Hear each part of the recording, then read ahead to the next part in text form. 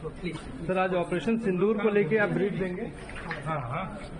We have taken the same line everywhere. There's been no formal process of mediation either requested or conducted. आतंकवादी गतिविधियों के कारण पाकिस्तान जो है वो हमारा कभी भी दोस्त नहीं बन पाया।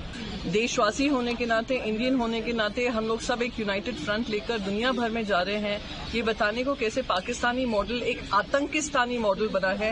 और जीरो टॉलरेंस अगेंस्ट टेररिज्म, ये जो हमेशा भारत सरकार ने आतंकवाद के खिलाफ लड़ाई लड़ी है। In the last few decades, many countries, including the US, have suffered because of the terrorist infrastructure that Pakistan has created. Between the two countries, was that question asked today, and what was the stand? Again, you're aware of our government stand very clearly. During any crisis, there's always contact with those countries that call and reach out.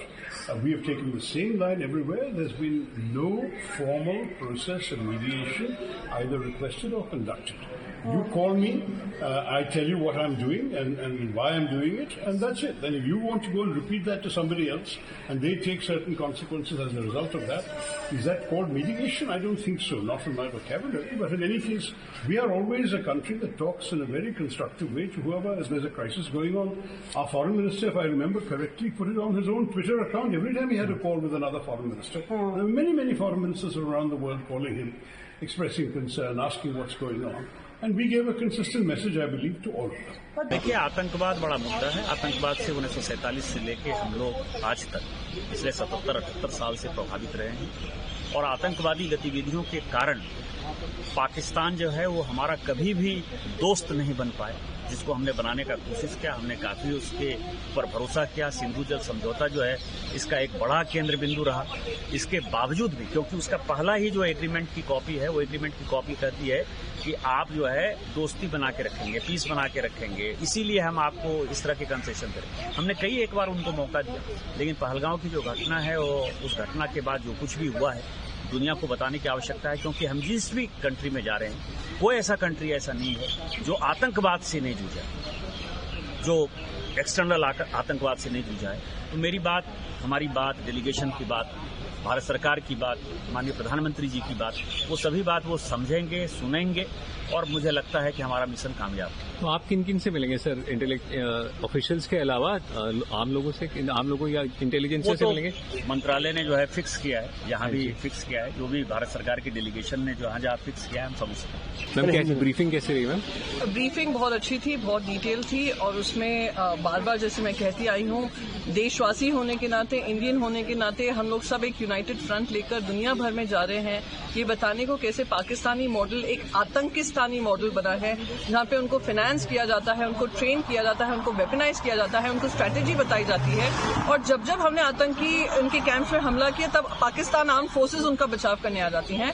तो ये जो nexus है, criminal nexus है उनकी army का, उनकी political parties का और टेररिस्ट का, वो दुनिया भर में एक्सपोज करना, सारी दुनिया को याद दिलाना है कि चाहे वो भारत हो, जो हम दशकों से उनका आतंक सहन करते आ रहे हैं, चाहे वो अमेरिका हो, उनका जो 9/11 हुआ था, चाहे वो यूरोपियन नेशंस हो, उन सब की जड़ें जो हैं, आतंक की जड़ें जो हैं, वो पाई गई हैं तो पाकिस्तान में पाई गई हैं। तो ये याद दिलाना उनको जरूरी है। एंड मैम, किस को मिलेंगे आप? Who all you will meet? We will know soon. We'll have अभी नोट्स हमें मिले हैं, सारी मीटिंग्स कंफर्म्ड हैं, तो जैसे जैसे पता चलेगा आपको सोशल मीडिया के माध्यम से इन्फॉर्मेशन मिलती रहेगी। का और दोस्ती का मैसेज देके जा रहे हैं। बहुत अच्छी ब्रीफिंग रही, और अब जब वापस आएंगे फिर विस्तार से आप सबसे बात। किन देशों में आपका जो डेलीगेशन हो जा रहा है, कब जा रहा है और कब तक वापस लौटेगा? कल जा रहे हैं। हमारा 7 नंबर का जो ग्रुप है वो साउथ अफ्रीका, इजिप्ट, इथियोपिया और दोहा जा रहे हैं। मैम, अमन और दोस्ती तो ठीक है, लेकिन आपका काम एक है, जिम्मेदारी जो है एक्सपोज भी करना है पाकिस्तान को। हम आतंकवादी के खिलाफ, भारत ये देश आतंकवादी के खिलाफ है, और जीरो टॉलरेंस अगेंस्ट टेररिज्म, ये जो हमेशा भारत सरकार ने आतंकवाद के खिलाफ लड़ाई लड़ी है, और हम आगे भी लड़ते पूरी ताकत से लड़ेंगे। और इस देश में हम आज एक भारतीय बन के हम सब साथ मिलेंगे। मैम, किस को मिलेंगे आप? अभी आ जाएगा ना, जब आ जाएगा जैसे रिपोर्ट एमई आपको बताती जाएगी। Well, the Foreign Secretary briefed the delegations that are leaving to multiple countries today evening in the Parliament. Insofar as the objective of the delegation is concerned, it is very clear that since the formation of Pakistan, Pakistan has been a perpetrator of terror against India. In the last few decades, many countries, including the US, have suffered because of the terrorist infrastructure that Pakistan has created.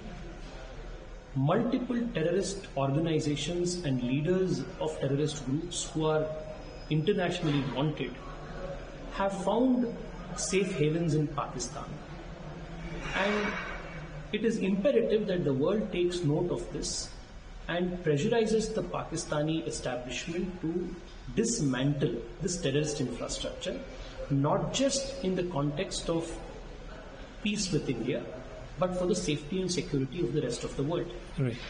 And how The Prime Minister has multiple times mentioned that this is not the era of war, but he has also very clearly said that this is not an age of terrorism. Therefore, India is going to very clearly put its message against terrorism emanating from Pakistan very clearly and emphatically at all forums. Right. And how hopeful you are of success of your mission, and who all you will be meeting?